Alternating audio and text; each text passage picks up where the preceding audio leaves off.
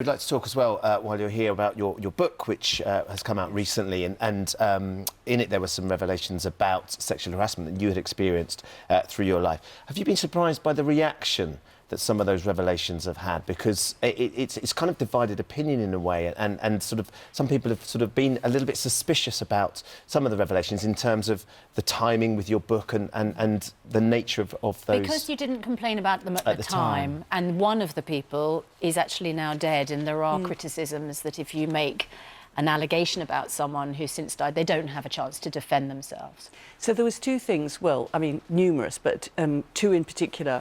One was a university lecturer who, when I was just about to be getting my degree, called me in and said, oh, you're borderline with your result. It's either a 2-1 or a 2-2, but if you have sex with me, it will definitely be a 2-1.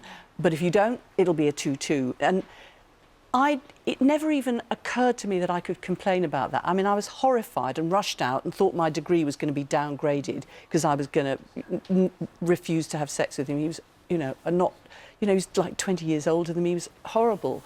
But it never occurred to me that there was anybody I could complain to. He was a university lecturer. I was just a student. And I think that I wanted to explain that that's what it was like for a young woman then, and the same happened when I was doing my legal training. And I've received so many emails from young women saying, well, you know what, that issue of sex for grades, as it's called, is still a thing. And I think the idea that somehow doubt would be cast over what I'm saying because I didn't say so at the time. But, you know, I would have had no idea who to complain to. It's just one of those things where you just felt horrified by it, but you didn't think there was anything you can do about it. And I think that's why it's so important.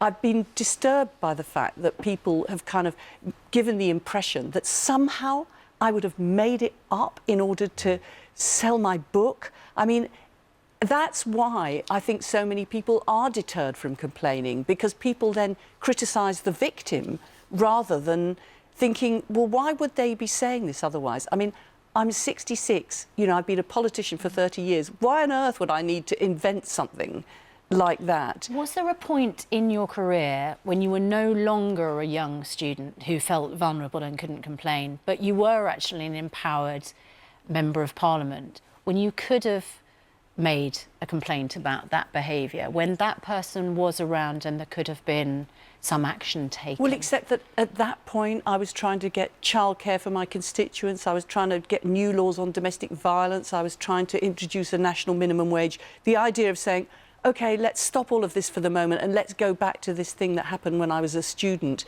You don't want to make yourself the issue. When you're an MP and a representative, you want to actually be fighting for other people. You don't want to be focusing on something that happened. You want to move on, and also you feel sort of, well, it's just horrible, so you just want to move on. But it's because I've been looking back at my whole life in the book that I put that in. But in a way, searching for why people don't say things at the time is not the point. The point is to make sure that people do feel confident enough. And in fact, your university, where this all happened, have been really good, and they've got this new disciplinary and, you know, complaint system. So they're really concerned that any students there now would immediately complain. And they say if that happened now, it'd be immediately regarded as gross misconduct. And the guy dismissed. And you see, I wasn't the only one he did it to. A couple of years later, I discovered another young woman who said that he did the same to her, and because she really, really was counting on getting a good degree, she felt she had to give in to him. I mean, that's awful. So it wasn't just me. I mean, there you're adding another allegation, of course. It's in the book, I'm afraid, already. Yeah. It's not, you know, people are saying this is new. Well, you know, I've just laid it all out.